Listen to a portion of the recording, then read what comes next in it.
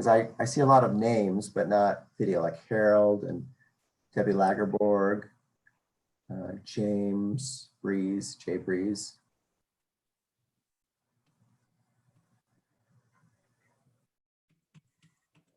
Nice. Good to see everybody.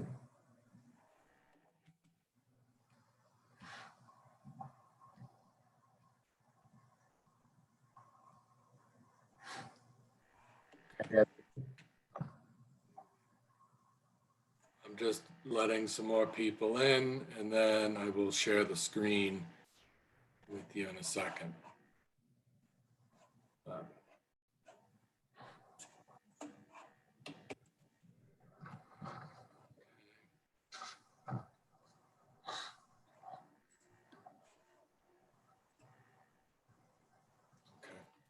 Ah, nice. One thing, James, I think I need to share this screen because I have okay, just make sure that that's the window that is the tab that's open, because it's going to share whatever the open tab is. So if that's a Zoom page, make sure that your browser's on the Pirkei Avot page. And I'm going to let you share it.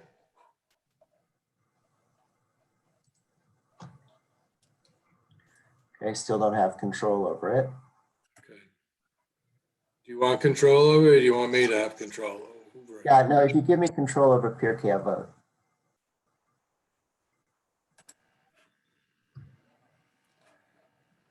Still a lot of people coming into the meeting.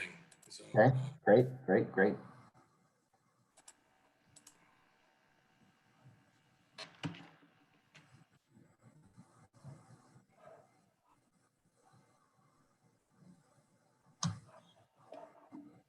sorry, I can't seem to.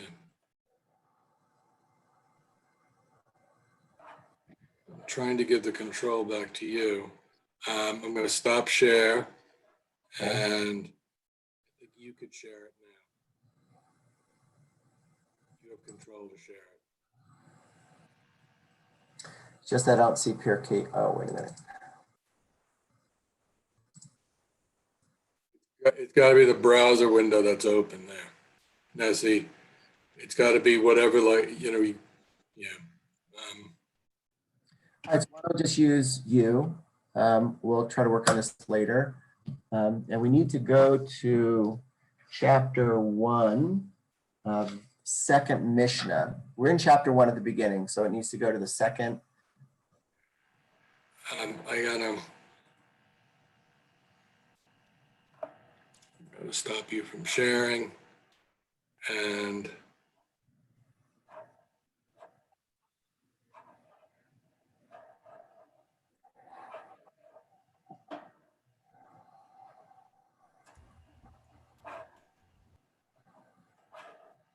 there we go. Okay, so let's go down to, wait a minute, hold it, going too fast. I go back to 2, you'll see the number on the right side there. Okay. Got 6, 2, that's it. Okay, all right, everybody, sorry it took us so long to get this straight. Technology is still a challenge for all of us. Can everyone hear me? Shake your heads. Okay, good. So we're going back to Pirkei Avot, chapter 1, the second one, the words of Shimon HaTzadik, which we talked about last week, but we didn't go into exactly what Gemilut Chasadim is. So you see that Shimon the righteous was one of the last of the men of the great assembly.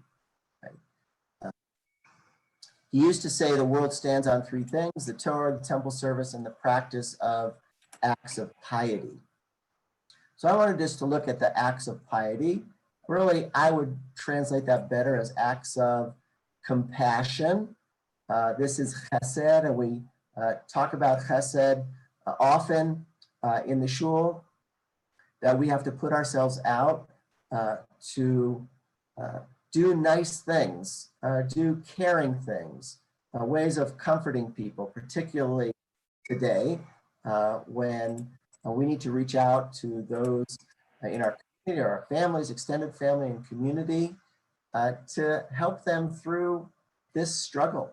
Last night we had a session on mental health and the COVID virus. And many of us, the rabbis in the field, are reaching out to people that are alone, that are struggling, also have mental health problems that they can manage during normal times, medication and so forth. But when everything turns around like it has today and there's so much isolation, it's very easy for that mental stability to unravel, and people are struggling. And what do those people need when they're struggling, when they're isolated? They need a phone call. They need people to keep in touch with them. Whatever they can do, deliver groceries if necessary, whatever they can do so that people don't feel isolated, that would be an act of chesed. Now, the thing about chesed is it's a larger category than tzedakah, for example. So the tradition says that tzedakah is for the poor, but chesed, a greater understanding, a greater category, is for the rich or the poor. So people that are wealthy, they could be struggling as well, and they still need that phone call, even though they're not concerned about their economic situation, but still they can be struggling, and an act of chesed would be for them as well. So you can see tzedakah is in the greater category of chesed. And there's sources for acts of chesed in the Torah or in the Tanakh, in the Bible. And here's one, Psalm 89. It says, the world will be built through chesed, through acts of kindness and compassion. Ramban says that some acts of chesed, he lists some of the acts of chesed that rabbinic tradition understands the word to be, and you will not be surprised by them. Three of them the first of the three is visiting the sick. And I would add to that and broaden that category. Visit the sick, or all those who are struggling at this crazy time in the world. Not that everyone is sick, but everyone who is alone may be struggling in some way, needs a connection, less sick, but all people that would need a connection. And the category is Bikur Cholim, which means to visit the sick. And that, I think, is what is such a problem today, is that we can't personally visit those who are ill, whether at home or in the hospital. Those people are isolated just because of the requirements of social distances and so on. But we can visit in other ways, and the ways that we're visiting is like what we're doing right now. Online, virtual visits if that person has a computer, or very simply a phone call. That would be considered, in my mind, in this day, would be visiting the sick. The second category that Ramban says, acts of chesed, are burying the dead. That is a mitzvah, chesed shel emet. This is compassion and truth. That's the rabbinic words for burying the dead, chesed shel emet.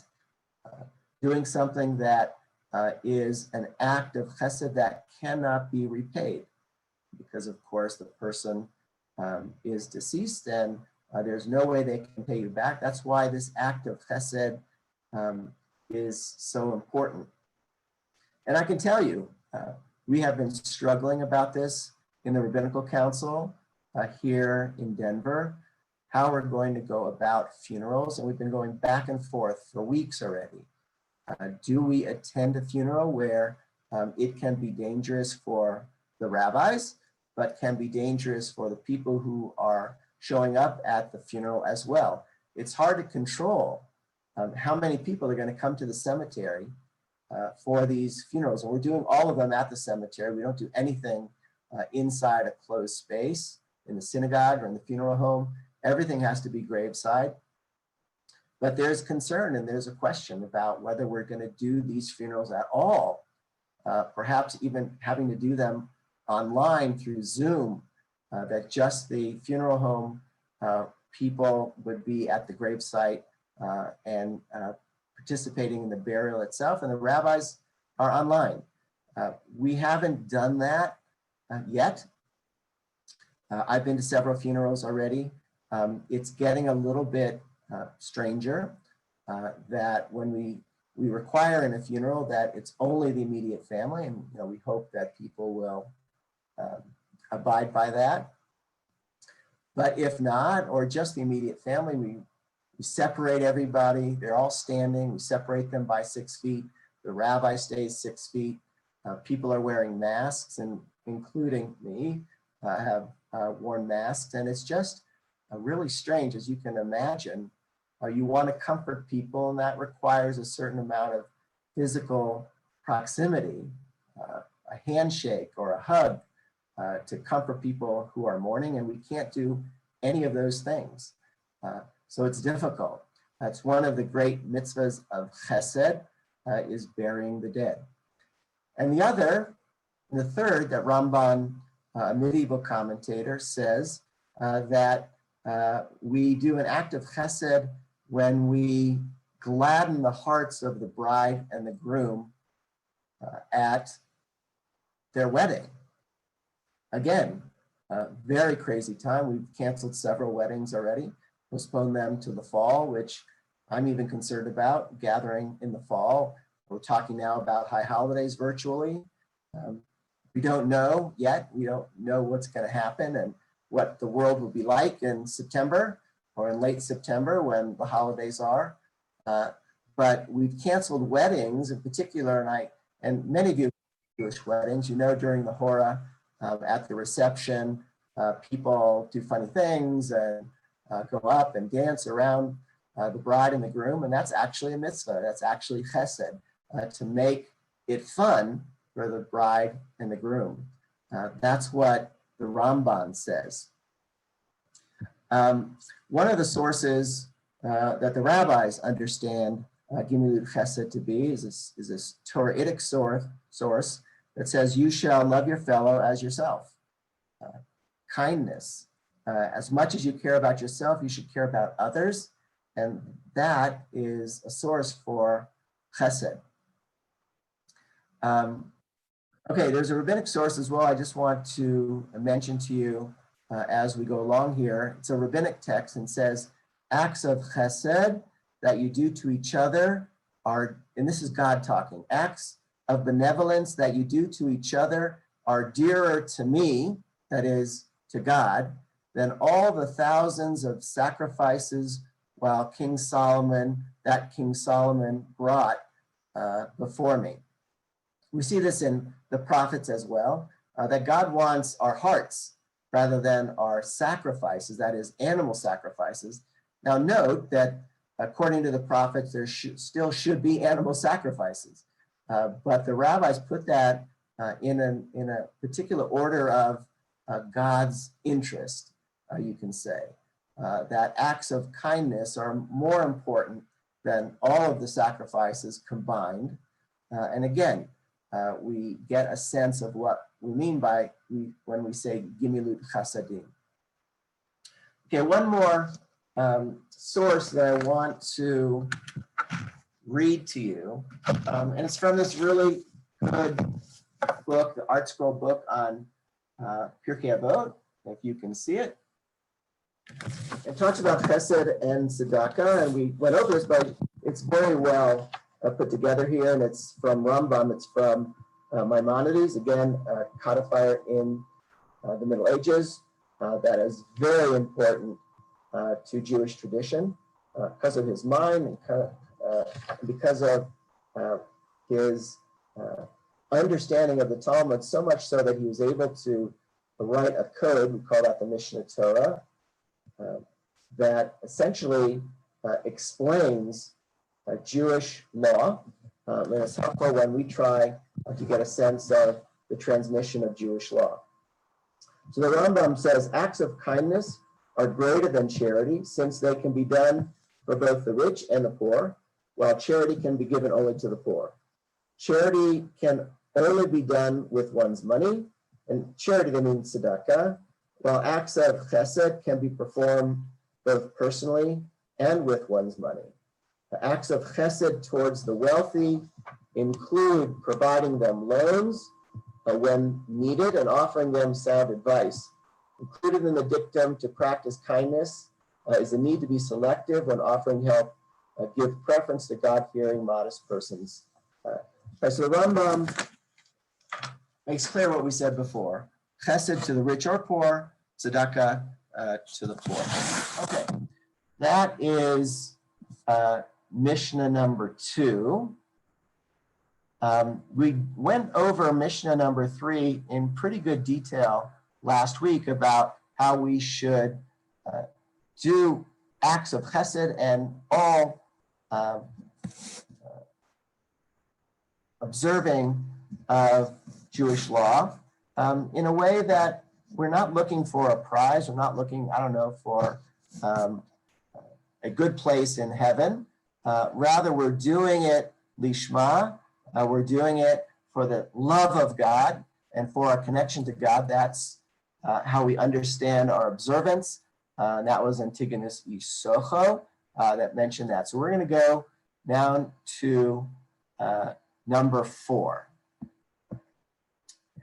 Okay, so take a look at the beginning of this Mishnah. Yossi ben Yoezer ish Tzureda, Yosef ben Yochanan ish Yerushalayim, Kiblu mehem. So now we have a pair of leaders. We haven't had that before. We only had one person receiving it from another. And now suddenly we have a pair of rabbis that are receiving tradition and passing down tradition.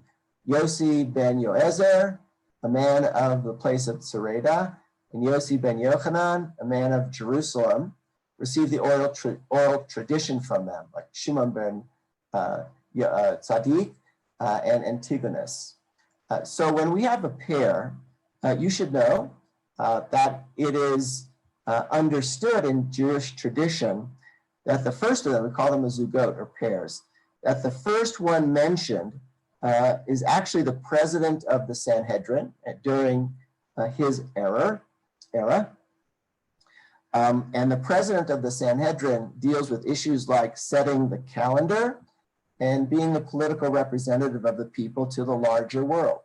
Right? So whenever you see the first of pairs, that's what they do. The second of the pair is what we call the Avot, or the father, the head of the Sanhedrin.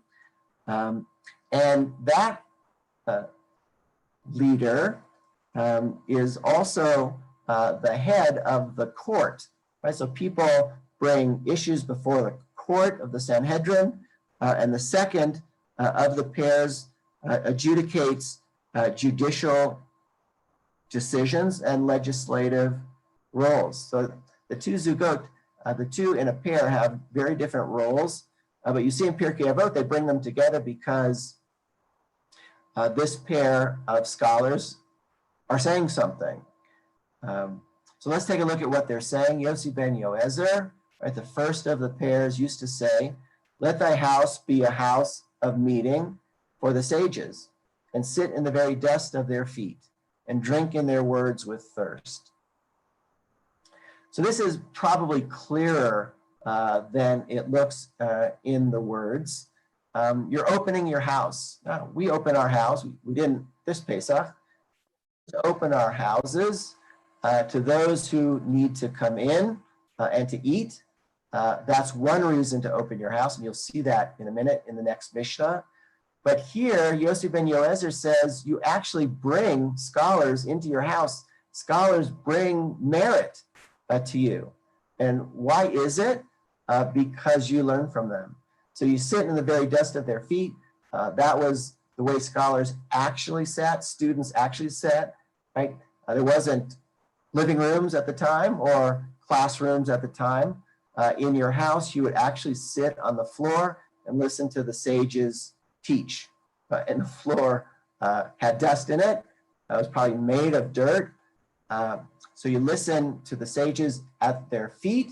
And also that is an indication that the sages were at a different level than the students, and kind of in a modest way, sitting at their feet was a way of learning and making sure everyone understood that we value the sages and their teachings.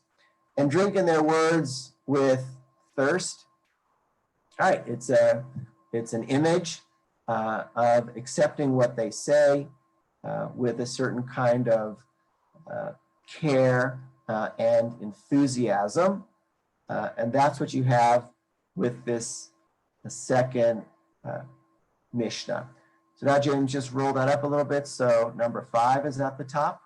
Okay, so Yossi ben Yochanan, that's the second one of the pair from Jerusalem, said the following: Yehi veitcha patuach lirvacha, vayhi oniim b'nei beitecha.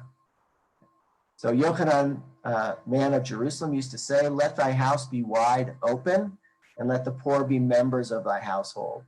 So before, we were inside the house, and we had the sage in there, and the door was closed, and there was a lesson going on in the house. But now, Yossi ben Yochanan says you have to open up your house to be wide open. So this is probably more connected to what we say at Pesach, let all who are hungry come and eat. So let the poor be members of thy household. House should be wide open for the poor.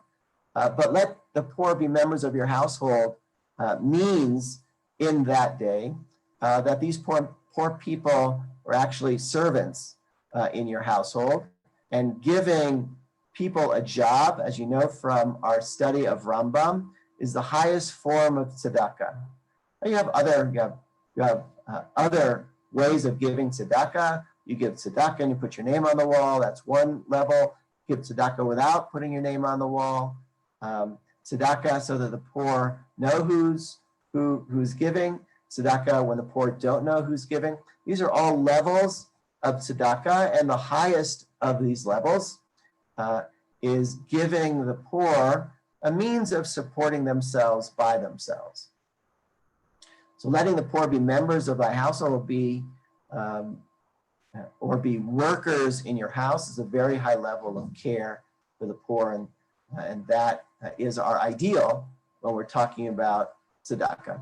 Okay, now we have a problem because we're going to read things that are going to be hard for the modern ear to hear. Engage not in too much conversation with women. All right, the women on this call, probably the men on this call as well, are saying, what?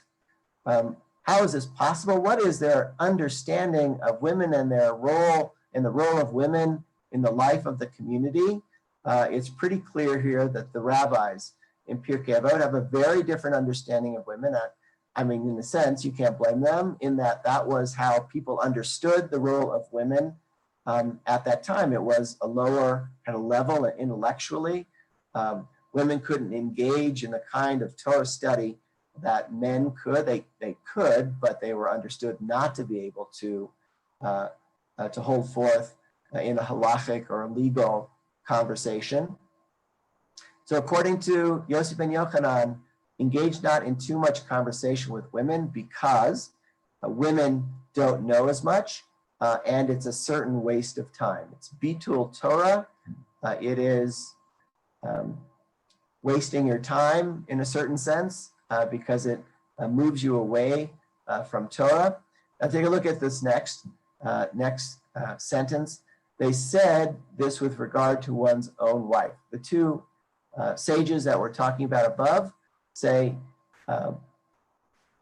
it's not right to engage in conversation with one's own wife, right, where there's probably more of an opportunity to engage even intellectually, but because of the role of women, it's a waste of time for you to speak with your own wife. So how much more does the rule apply with regard to another man's wife? And there's other problems with engaging with another man's wife. As you might imagine, there's issues requiring separation between men and women who are not those men's wives. But here there's issues of lust, perhaps, of going astray, of some kind of sexual impropriety. So to have conversation with another man's wife has all kinds of other problems associated with it. And if you know, you're all probably familiar with a mechitza. That is a separation during prayer of men and women, which is required in the Orthodox world. And it's the same reason you're not even supposed to see another man's wife or even your own wife, because it will lead you astray. Your thinking will not be appropriate for prayer. Therefore, they just make a mechitza so the men and women can't even see each other for this very reason that you're seeing here. From here, you can take a look. The sages said, as long as a man engages in too much conversation with women, he causes evil to himself, right? Probably from issues of going astray in terms of sexual impropriety. He neglects the study of Torah, right? Here we go. It's basically a waste of time because all time that is free from actual work and supporting yourself needs to be involved with the study of Torah. That's already back from an understanding that is clear from rabbis and sages, and we're talking about them in this part of Pirkei Avot. All time that you are not actually supporting yourself in work, you should be studying Torah. And that also includes time that you spend, I don't know, in conversation with your wife. It's important not to be led astray by that, and it's easy to be if you have conversation with women, so you neglect the study of Torah, right? Evil to oneself, neglecting the study of Torah, and in the end, you will inherit Gehinnom, which essentially means go to hell. Everything is unraveled if you go against this prohibition of talking to women, and things go quite bad for you quite quickly. Okay, I don't want to go past this Pirkei Avot passage without opening it up a little bit to have people respond. I'm sure this brings up and stirs up all of us as we understand the role of women being quite different. Tammy is doing Daf Yomi, which is doing a folio page of Talmud every single day. It's a lot of material. And she's doing this through a podcast of a woman who lives in Jerusalem who is an incredible Torah scholar that is more than capable of holding her own with any man in terms of Jewish knowledge, in terms of Jewish text. So obviously, you can see that in the modern day, this section of Pirkei Avot seems a little bit, to say the least, dated. But let's open it up just for a few minutes, see where people are on this, make sure everyone has an opportunity to respond. So we can open it up, just unmute yourself if you have any questions. I will check the chat as well in case somebody has a question there. Okay, Elena, just want to write the question. I thought tzedakah was not just about giving money, but teaching a skill or another way to help to improve their financial situation. So that's correct. That's the highest form of tzedakah. But I think the way to understand that is has to do with money, giving a person the opportunity to make money on their own still involves having someone a poor person be able to support himself. So I think that's the connection between the different levels of tzedakah that Maimonides talks about. But all of it is in order to let people support themselves, whether it's giving tzedakah directly to them or enabling them to make their own money to be able to support themselves, by themselves. I think that's it. Okay, Adrian, question about different wording in 1.4. So you want to unmute yourself and ask the question? Yeah, I made a No, I'm mistake. fine, thank you. Not Adrian. Oh, there's two Adrians. So not Adrian Garcia, but Adrian Worth. So I made a mistake. It's actually 5, but Okay. this is what I'm looking at. I'm looking at our Siddur from our synagogue, okay? And on page 236, the words say, do not engage in small talk with your wife. That's different from, I'm gonna look at the article. What's your page, Adrian? Just give me a 36, which is a little, to me, it was very different than having a conversation with your wife is different from small talk. And I would like a definition of small talk.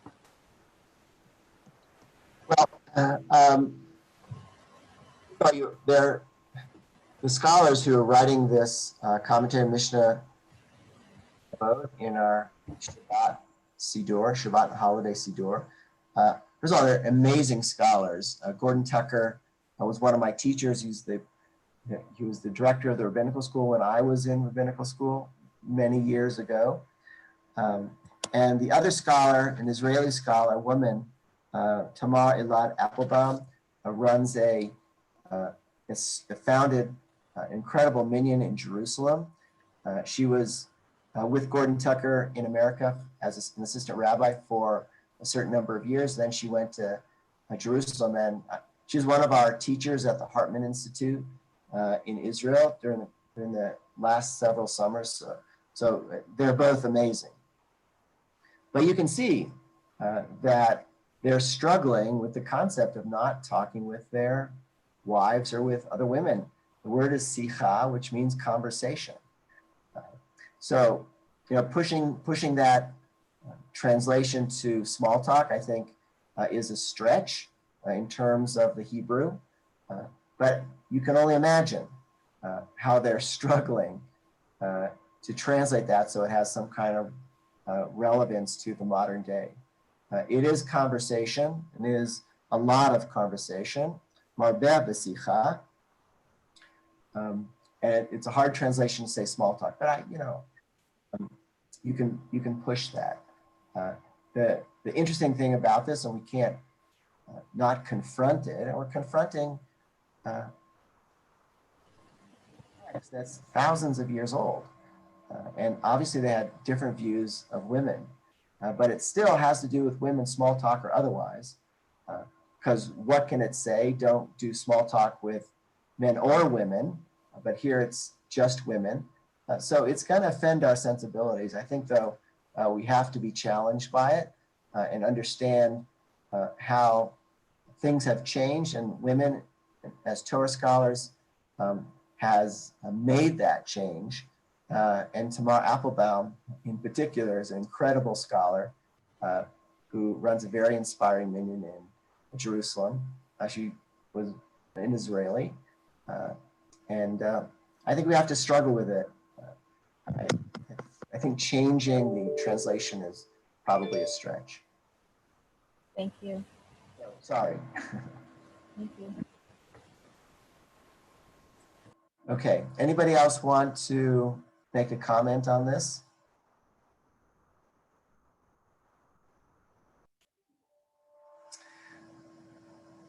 Hold on. Elena just said something. It seems like a man is neglecting his commandment to be a good husband and father if he does not talk to his wife. I think that's true. In a very modern context, spouses talk to each other, and if they don't talk to each other, they get themselves in real trouble. Talking to our children, obviously, is important as well, but in kind of a traditional, a very traditional context, there's a requirement to teach your children Torah, like teach that person how to swim, your kid, and teaching them Torah which you have many opportunities to do. That's something that is important in the most traditional circles. But in the most traditional circles, engaging with your wife in any kind of extended conversation is just not a part of what they do. Right? The women are at home. They have their own ways of piety, which don't necessarily have to do with attendance at synagogue. And in the traditional circles, they bear children. They bear a lot of children. So a woman has a particular place amongst the most traditional circles. And talking together and relating is probably not one of the highest priorities. Certainly when it has to do with Talmud Torah, learning Torah. You finish your day's work, you go home and have dinner, and then you open a text of Talmud and read. So interaction, I don't know, loving interaction is probably less important than other values that they have, particularly values regarding study. I do agree with you that being a good husband and father engaged in conversation is really the only way to sustain a relationship, in my mind, and enhance affection and love that should be in everybody's household.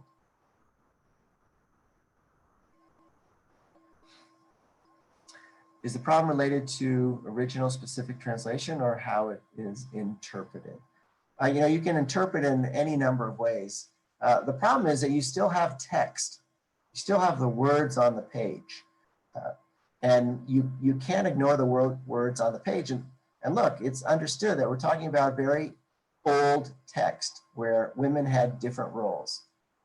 So I wouldn't want to ignore that text and to understand and acknowledge that the way people 2,000 years ago saw women was different. But I think there should be at least an attempt, and I think Tamar Applebaum in her commentary about that is stretching the words as far as absolute possible to make it sound like the words can be interpreted with a new understanding. And I think it's reasonable. Small talk, to Elena's point, small talk is also talking. We don't always have to get into these deep discussions with our spouses over every issue and not talk about silly things and fun things, particularly now with COVID, speaking to our spouse and trying to relate with all the extra time we have. It's one of the questions that I had last night at the mental health seminar webinar is how do you get along with your spouse when you're confined to your house?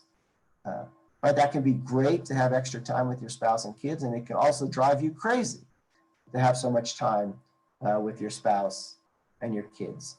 So I think small talk is a part of a relationship, and even saying that you shouldn't engage in small talk, still pushing this, it pushes the text, and it also, I think, still pushes our sense of a relationship with a spouse.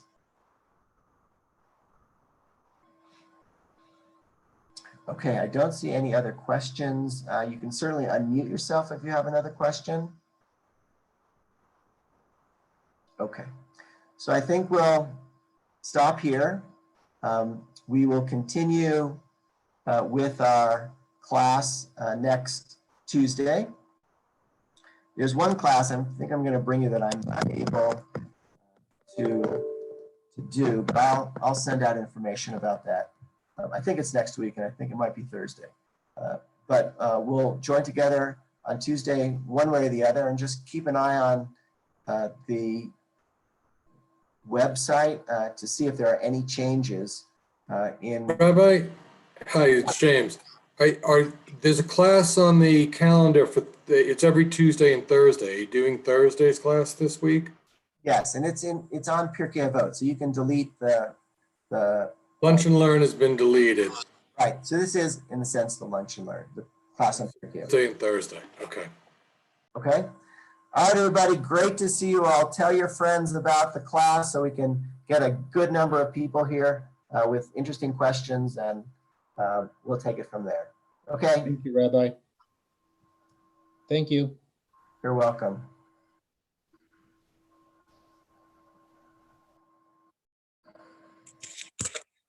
Thank you, Rabbi, for the teaching.